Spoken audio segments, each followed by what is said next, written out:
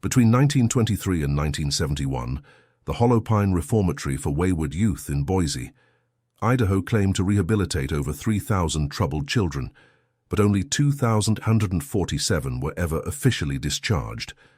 The missing 153 children were never reported to authorities, never listed in transfer records, and never returned to their families. Their names appeared only in a leather-bound ledger discovered in 1998, hidden behind a false wall in the reformatory's basement.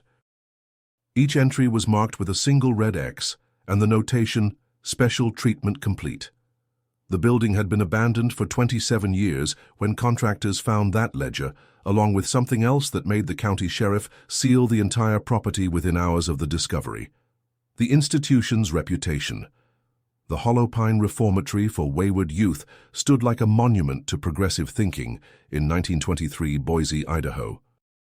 Built with pale limestone quarried from the nearby foothills, the three-story structure commanded respect from anyone who passed its wrought iron gates.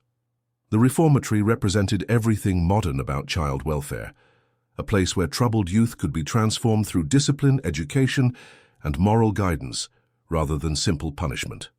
Dr. Charles Baker, the institution's founder and director, had earned his reputation as a pioneer in juvenile rehabilitation during his previous work in Chicago. His credentials were impeccable: a medical degree from Northwestern University, advanced studies in child psychology at Harvard, and published research on behavioral modification techniques. When he arrived in Boise with his wife Margaret and a team of carefully selected staff, the local newspapers hailed him as exactly what Idaho needed to address its growing problem with delinquent youth. The reformatory's mission statement, carved in marble above the main entrance, read, "Through understanding, discipline, and care, we shape tomorrow's citizens." Parents across the Pacific Northwest sent their most troubled children to Hollowpine, often traveling hundreds of miles and paying substantial fees for the privilege. The waiting list stretched 6 months, a testament to Dr. Baker's growing reputation. What made Hollowpine different from other reformatories was its innovative approach to treatment. Rather than the harsh conditions typical of such institutions, Dr. Baker promoted what he called therapeutic intervention through controlled environment. Children lived in dormitories that resembled boarding school accommodations more than prison cells. They attended classes in fully equipped classrooms, participated in structured recreational activities, and received individual counseling sessions with trained staff members. The reformatory's success stories became legendary throughout the region. Parents received detailed monthly reports about their children's progress, complete with behavioral assessments and academic achievements.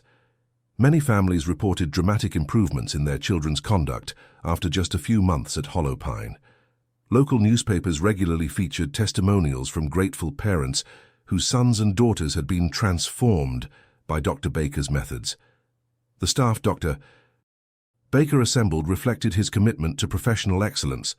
Helen Brooks served as head nurse, bringing 15 years of experience from children's hospitals in Seattle. William Harris, the educational director, held degrees from both Stanford and Berkeley.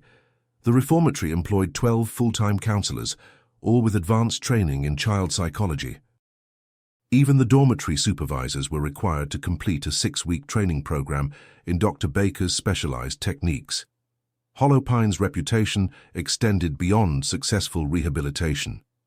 The facility became a model for other institutions across the country. Delegations of administrators, social workers, and government officials made regular pilgrimages to Boise to observe Dr. Baker's methods firsthand. He published papers in professional journals, spoke at conferences, and consulted with state governments on juvenile reform policies. By 1930, Hollowpine was widely considered the finest youth reformatory in the western United States. The institution's physical plant reflected its progressive philosophy. The main building housed administrative offices, classrooms, and the dining hall. Separate dormitory buildings provided housing for different age groups, each designed to accommodate 30 children, in rooms that resembled college dormitories more than institutional cells.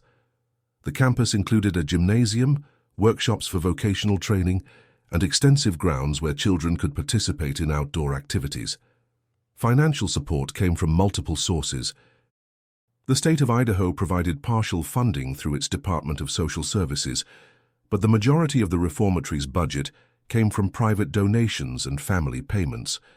Wealthy benefactors throughout the region contributed generously to what they saw as a worthy cause. The annual fundraising gala, held each spring at the Boise Hotel, regularly raised thousands of dollars from prominent citizens eager to support juvenile rehabilitation. Dr. Baker's personal philosophy emphasized the importance of understanding each child's individual needs.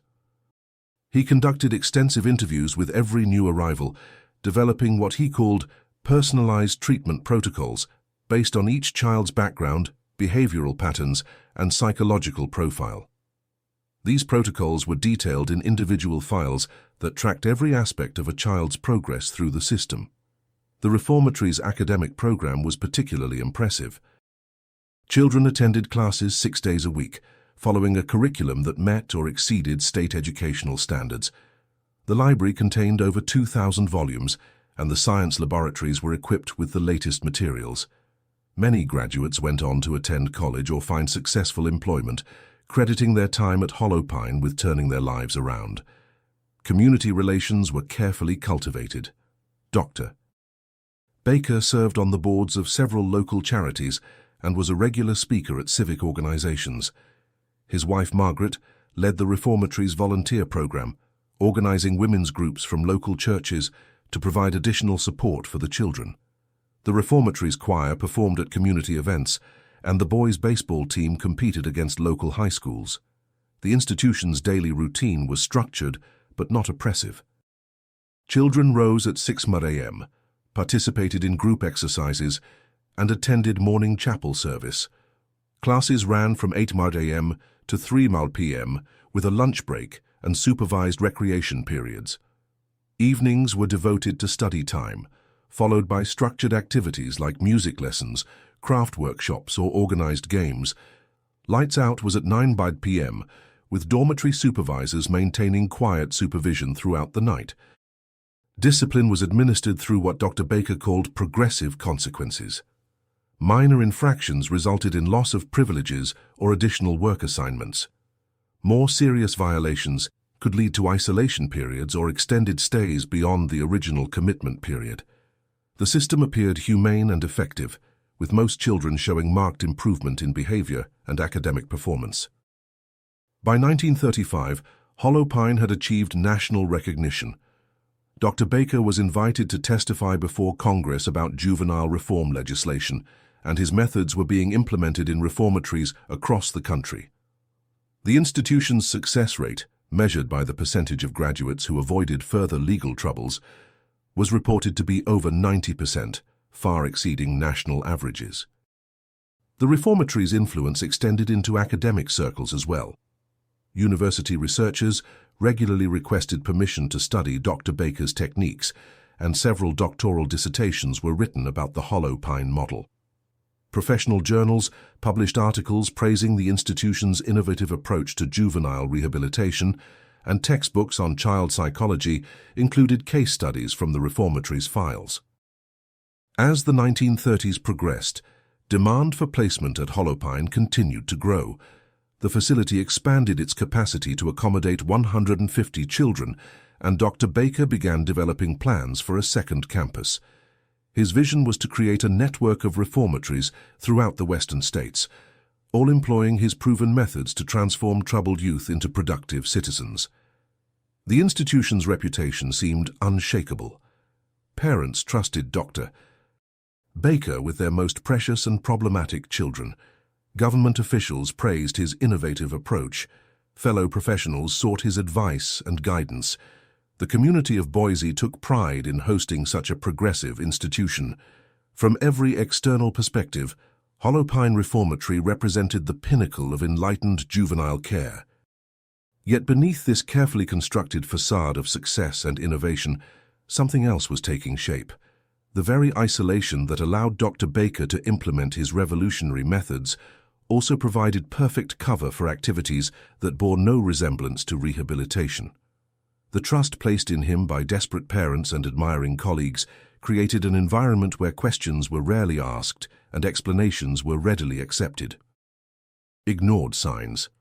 The first hint that something was wrong at Hollowpine came in 1927, just 4 years after the reformatory opened. Mrs. Dorothy Hughes, whose 15-year-old son Thomas had been committed for truancy and petty theft, received a letter from the institution informing her that Thomas had been transferred to a specialized facility better suited to his particular needs. The letter, signed by Dr. Baker himself, explained that Thomas required more intensive treatment than Hollowpine could provide.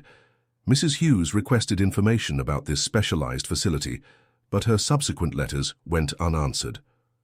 When she traveled to Boise to visit her son, she was told by William Harris, the educational director, that Thomas had been moved to a private treatment center in California.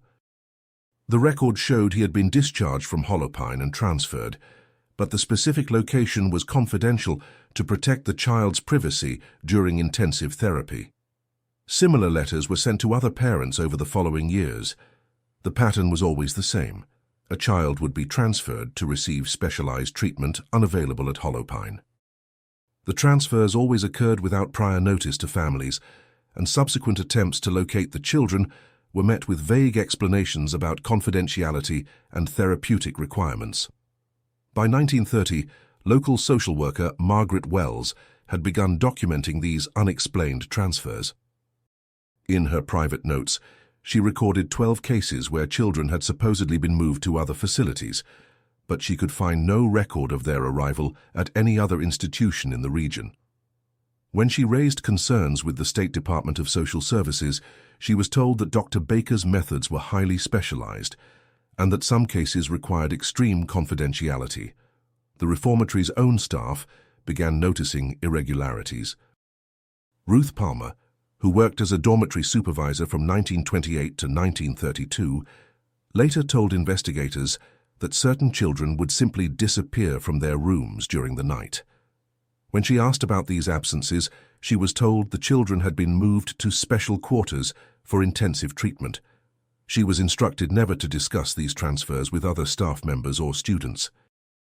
James Franklin, who served as the reformatory's groundskeeper, noticed that Dr. Baker frequently worked late into the night in his private office.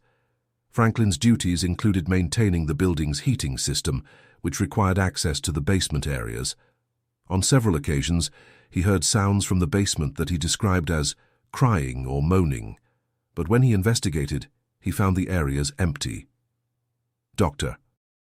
Baker explained that the building's heating system sometimes created unusual noises that could be mistaken for human voices. The most disturbing early warning came from Elizabeth Dixon, a registered nurse who worked at Hollowpine from 1931 to 1933. In a letter to her sister, discovered decades later, she described growing concerns about certain medical procedures being performed on children. She wrote, "Dr. Baker has been conducting what he calls neurological assessments on some of the more difficult cases. The children return from these assessments in a changed state, quieter, more compliant, but somehow different. When I ask about the procedures, I'm told they are experimental treatments that show great promise." Dixon's letter continued, "I've noticed that children who undergo these assessments often complain of severe headaches and memory problems. Some seem to have difficulty recognizing familiar faces or remembering events from before their treatment. When I expressed concerns to Dr. Baker, he assured me these were temporary side effects of breakthrough therapeutic techniques." The nurse's growing unease was evident in her final entry. 3 children who received these neurological assessments have been transferred in the past month. When I asked Helen Brooks about their conditions, she became very defensive and told me that questioning Dr. Baker's methods was inappropriate and unprofessional. "I fear something terrible is happening here, but I don't know who would believe me or what could be done about it."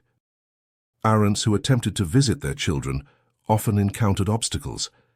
Virginia Hayes, whose daughter Betty was committed to Hollowpine in 1933, made the journey from Portland to Boise 3 times trying to see her child. Each time she was told that Betty was undergoing intensive treatment and could not receive visitors. When she demanded to speak with Dr. Baker, she was informed that he was attending a conference. After her third unsuccessful visit, she received a letter stating that Betty had made remarkable progress and would be transferred to a facility specializing in her particular needs. The local medical community began to take notice of unusual supply orders from Hollowpine. Dr. Robert Anderson, who served as the county medical examiner, noted that the reformatory was ordering quantities of medical supplies that seemed excessive for a facility treating behavioral problems. The orders included surgical instruments, anesthetics, and pharmaceutical compounds typically used in experimental procedures rather than routine medical care. When Dr. Anderson inquired about these orders, Dr. Baker explained that he was conducting research into the physical basis of juvenile delinquency. He claimed to be developing new diagnostic techniques that required sophisticated medical equipment. The research was being funded by private donors interested in advancing the scientific understanding of childhood behavioral disorders. Several former employees later reported observing strange activities at the reformatory. Edward Collins, who worked as a maintenance supervisor, described finding medical waste that seemed inconsistent with routine health care. He discovered containers of biological materials that appeared to be brain tissue, along with surgical instruments that showed signs of recent use. When he reported these findings to Dr. Baker, he was told that the materials were specimens from a research project studying the neurological basis of antisocial behavior. The reformatory's isolation worked in Dr. Baker's favor. Located on 40 acres outside Boise, the facility was far enough from the city to avoid casual observation. The high walls and gated entrance were explained as necessary security measures to prevent escapes.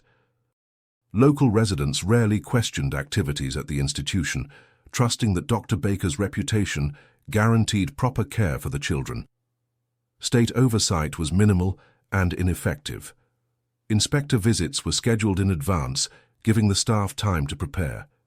The inspectors, impressed by Dr. Baker's credentials and the facility's reputation, rarely conducted thorough investigations. Their reports consistently praised the reformatory's progressive approach and excellent conditions. Any concerns raised by former employees or parents were dismissed as misunderstandings or resentment from disgruntled individuals. The pattern of disappearances continued throughout the 1930s and 1940s. Children would arrive at Hollowpine with typical behavioral problems, truancy, theft, defiance of authority, and initially seemed to be making progress. Then, without warning, they would be transferred to unnamed facilities for specialized treatment. Parents' attempts to locate their children were met with bureaucratic obstacles and vague explanations about confidentiality requirements. Dr. Baker's reputation protected him from serious scrutiny. His published research, his speaking engagements, and his standing in the professional community made accusations against him seem incredible. Who would believe that such a respected authority on child psychology was capable of harming the children entrusted to his care? The very excellence of his public persona made the truth unthinkable. By 1945, Margaret Wells had documented over 40 cases of children who had disappeared from Hollowpine without adequate explanation. Her attempts to interest state authorities in investigating these cases were unsuccessful. She was told that Dr. Baker's methods were confidential and that his results spoke for themselves. The reformatory's success rate remained impressive, and there was no evidence of systematic problems. The few individuals who attempted to expose the truth found themselves marginalized or discredited. Ruth Palmer, the former dormitory supervisor, was characterized as an unreliable witness with a history of emotional instability.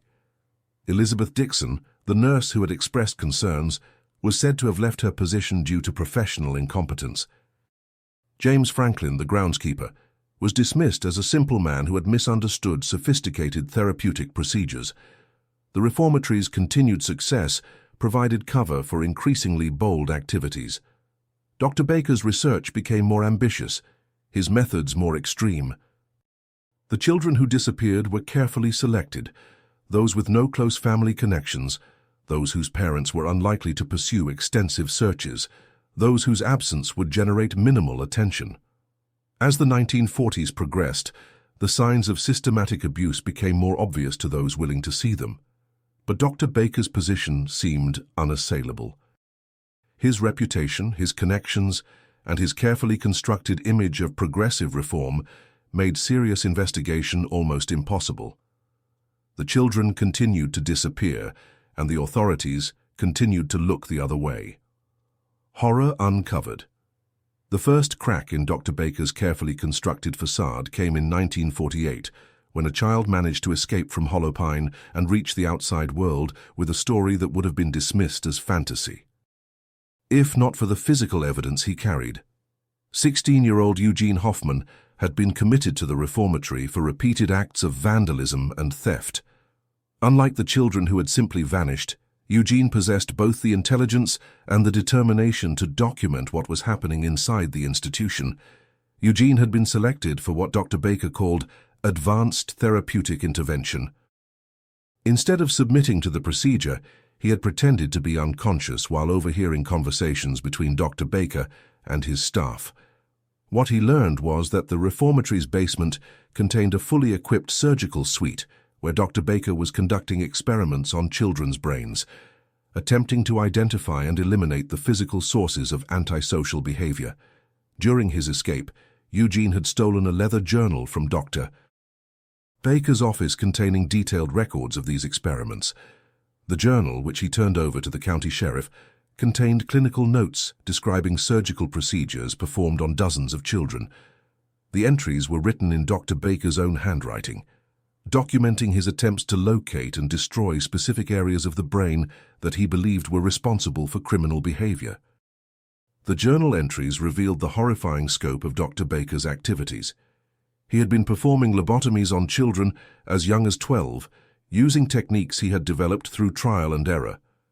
The procedures were conducted without anesthesia, based on Dr. Baker's theory that the subjects needed to remain conscious so he could monitor their responses.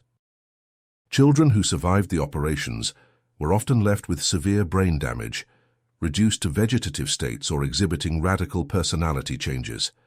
Sheriff Raymond Elliott, who had initially been skeptical of Eugene's story, was forced to take action when presented with the journal's contents. A search warrant was obtained for Hollowpine, and investigators descended on the facility on October 15, 1948. What they found in the basement surgical suite confirmed Eugene's most horrifying allegations. The basement had been divided into several rooms, each serving a different purpose in Dr. Baker's experimental program. The main surgical suite contained an operating table equipped with restraints, along with an array of surgical instruments designed specifically for brain surgery. Adjacent rooms contained recovery areas where children were held following procedures, and storage areas where Dr. Baker kept detailed records of his experiments.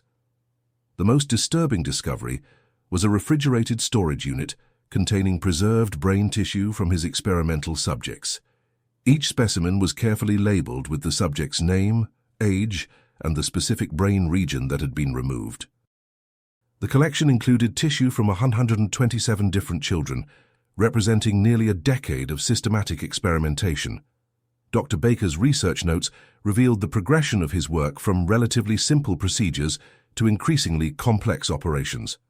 Early experiments had focused on removing small sections of the frontal lobe, based on his theory that criminal behavior originated in specific brain regions. As his techniques became more sophisticated, he began attempting to selectively destroy neural pathways while leaving the rest of the brain intact. The children subjected to these procedures had been selected based on Dr. Baker's assessment of their likelihood to commit future crimes. He had developed a detailed classification system categorizing children by the type and severity of their antisocial behavior. Those classified as incorrigible were marked for the most extreme interventions, while others received lesser procedures designed to modify specific behavioral patterns. Helen Brooks, the head nurse, was arrested along with Dr. Baker when investigators discovered her direct involvement in the surgical procedures. Under questioning, she revealed that she had assisted in over 200 operations during her tenure at Hollowpine. She claimed that Dr. Baker had convinced her that they were pioneering revolutionary treatments that would eventually eliminate juvenile delinquency. The investigation revealed that several other staff members had been aware of the experiments but had remained silent due to fear, financial incentives, or genuine belief in Dr. Baker's mission. William Harris, the educational director, admitted that he had helped identify children for the experimental program, selecting those who showed the most resistance to conventional rehabilitation methods.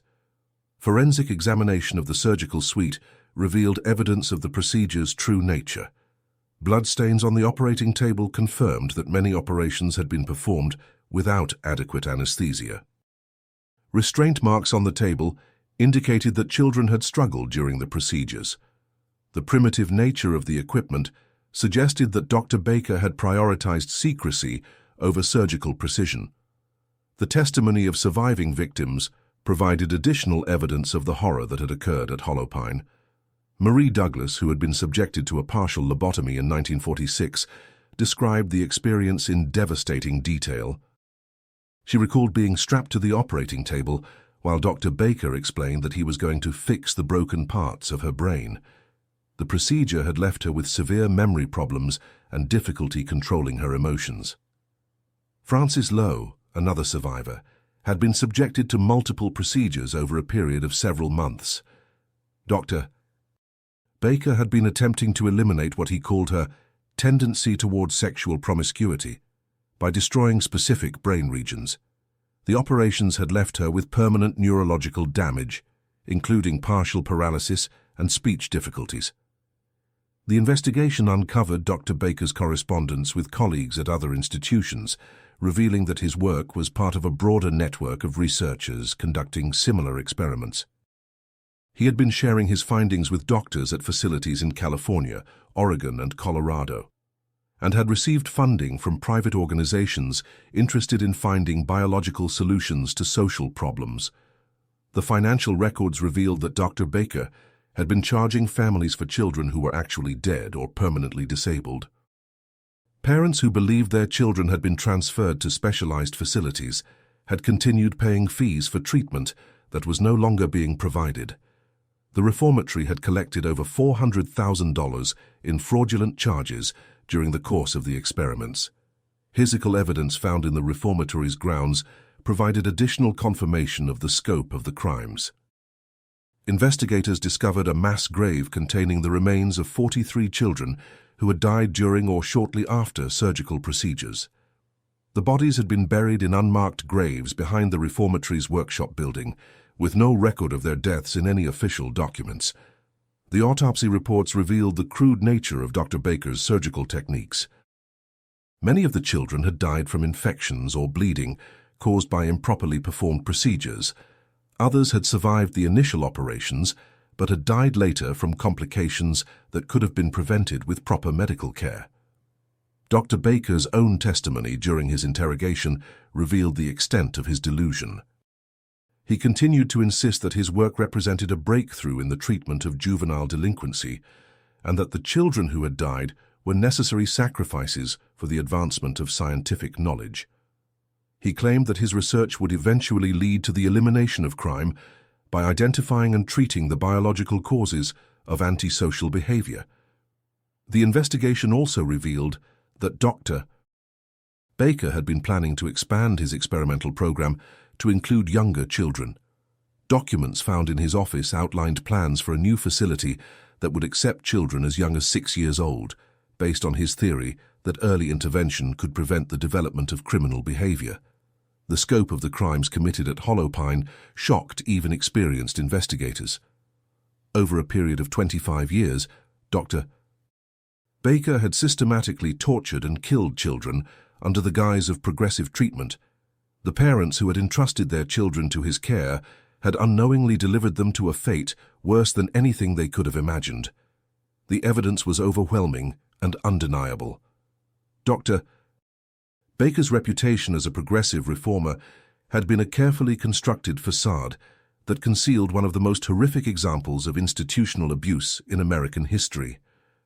The children who had disappeared from Hollowpine had not been transferred to other facilities. They had been subjected to brutal experiments that had left them dead, disabled, or permanently damaged. Legacy and silence. The arrest of Dr. Charles Baker, in October 1948, should have marked the beginning of justice for the children who had suffered at Hollowpine. Instead, it initiated a systematic cover-up that would ensure the truth remained buried for decades. Within hours of the raid on the reformatory, powerful forces began working to minimize the scandal's impact and protect the reputations of everyone involved.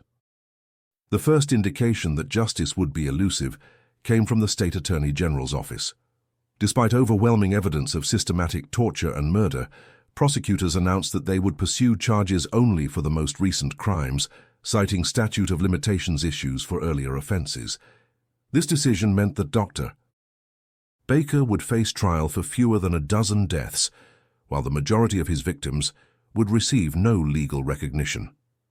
The trial, held in the spring of 1949, was a carefully orchestrated proceeding designed to minimize publicity and contain the scandal. The judge imposed a gag order on all participants, citing the need to protect the privacy of surviving victims and their families. Reporters were barred from the courtroom during testimony about the specific procedures performed on children, and many key pieces of evidence were sealed from public view. Dr. Baker's defense team, funded by anonymous donors, argued that their client was a pioneer in medical research whose work had been misunderstood by investigators, lacking scientific training.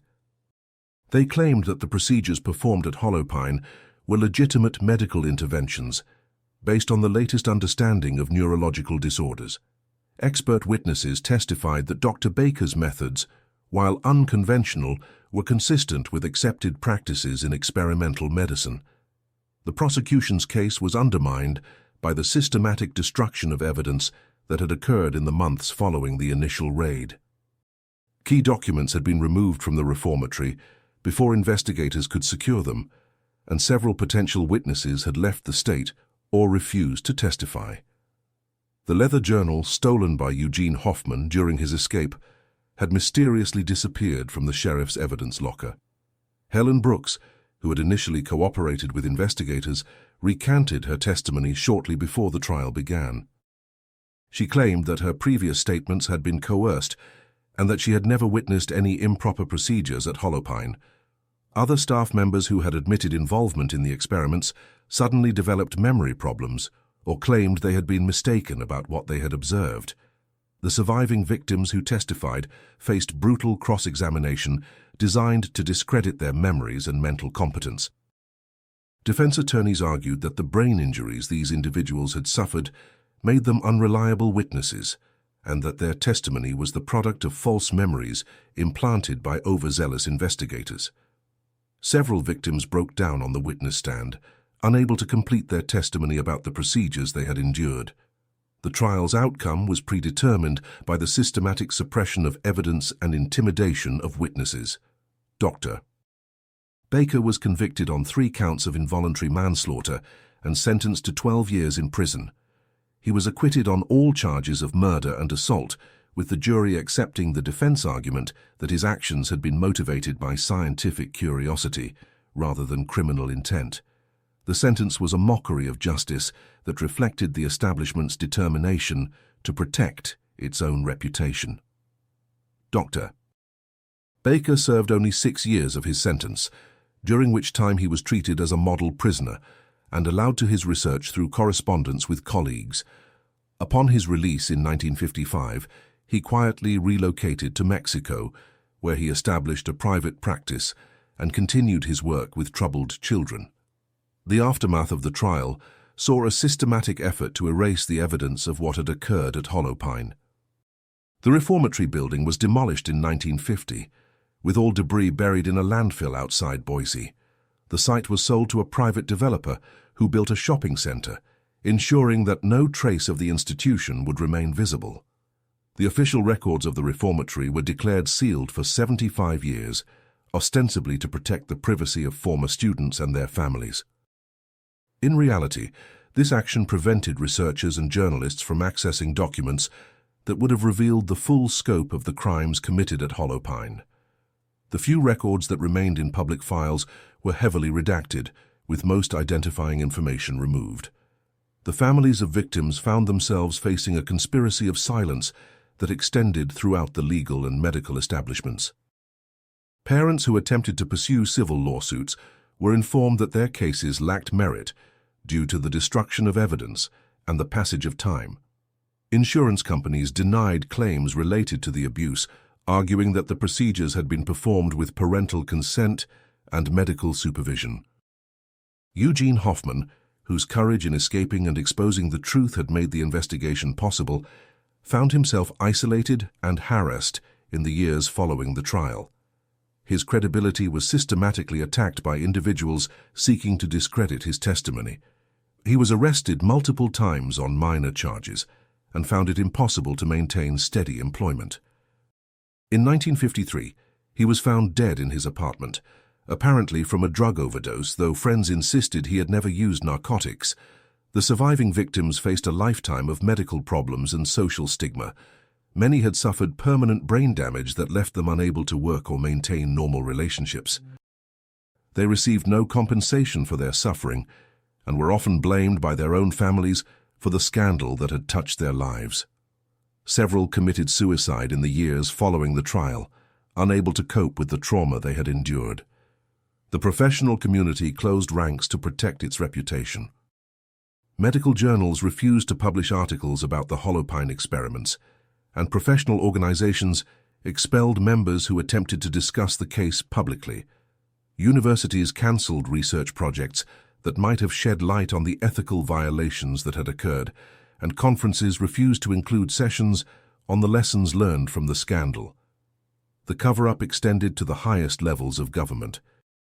Federal agencies that had provided funding for some of Dr. Baker's research claimed no knowledge of the specific procedures being performed at Hollowpine.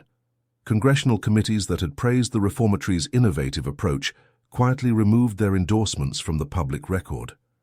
Politicians who had supported Dr. Baker's work suddenly developed amnesia about their previous associations. The local community in Boise actively participated in the suppression of the truth. Business leaders feared that the scandal would damage the city's reputation and economic prospects. Newspaper editors agreed to minimize coverage of the case, and civic organizations removed any references to Hollowpine from their historical records. The conspiracy of silence was so complete that within a decade, many residents claimed never to have heard of the reformatory. The pattern of cover-up was repeated at the national level. Other institutions where similar experiments had been conducted were quietly shut down or reorganized with their records destroyed or sealed. Researchers who had collaborated with Dr. Baker were allowed to their careers without consequence, and the network of experimental facilities continued to operate under different names and with greater secrecy. The true extent of the crimes committed at Hollowpine may never be known. The systematic destruction of evidence, the intimidation of witnesses, and the passage of time have made it impossible to determine exactly how many children suffered and died at the reformatory. The official count of 127 victims is almost certainly an underestimate, as many records were destroyed before investigators could examine them. The families of missing children were left with no closure and no answers. Parents who had sent their children to Hollowpine believing they were providing them with the best possible care were forced to live with the knowledge that they had unknowingly delivered their children to a monster. Many took their guilt and grief to their graves, never knowing the specific fate of their sons and daughters. The legacy of Hollowpine extends beyond the specific crimes committed there. The case demonstrated how easily institutional abuse could be concealed behind a facade of respectability and scientific progress. It showed how professional credentials and public reputation could protect perpetrators from scrutiny, and how the establishment would rally to suppress scandals that threatened its credibility. The cover-up that followed the exposure of Dr. Baker's crimes was perhaps more disturbing than the crimes themselves. It revealed a system so concerned with protecting its own reputation that it was willing to sacrifice justice for the victims of horrific abuse. The conspiracy of silence that surrounded Hollowpine ensured that the lessons of the scandal would never be learned, and that similar abuses could occur again in the future. Today, the site where Hollowpine Reformatory once stood is occupied by a busy shopping center. Shoppers park their cars over the graves of children who died in the basement surgical suite, unaware of the horrors that occurred there decades ago. There is no memorial to the victims, no acknowledgement of the crimes that were committed, and no recognition of the cover-up that followed. The few surviving victims are now elderly, their voices weakened by age and their memories clouded by the brain damage inflicted upon them so many years ago. They remain the only witnesses to one of the most systematic examples of institutional abuse in American history, guardians of a truth that powerful forces have worked for decades to suppress. The story of Hollowpine Reformatory serves as a reminder that evil can flourish behind the most respectable facades, and that the conspiracy of silence that protects institutional abusers can be more powerful than the evidence of their crimes. It stands as a testament to the courage of those who risk everything to expose the truth, and as a warning about the price of allowing reputation to matter more than justice. The children who died at Hollowpine deserve to be remembered not as statistics in a covered-up scandal, but as individuals whose lives were cut short by the arrogance and cruelty of those entrusted with their care. Their story remains untold in history books, their names absent from memorial walls, their suffering denied by those who should have protected them. In the end, the greatest crime may not be what was done to them, but what was done to their memory in the decades that followed.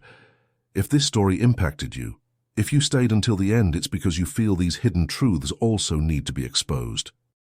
So leave in the comments the city you're watching from. This way we can see how far these stories are reaching, and subscribe to the channel. There are many other cases the world tried to forget, but we insist on remembering.